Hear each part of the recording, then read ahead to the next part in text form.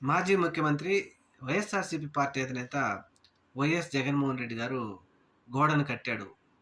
చంద్రబాబు కూడా గోడను కట్టాడు. చంద్రబాబు గోడను కడితే కనీసం 20 రోజులు కాదు కదా, 10 రోజులు కూడా ఉండకుండా భక్తులు చనిపోవడానికి కారణమైంది.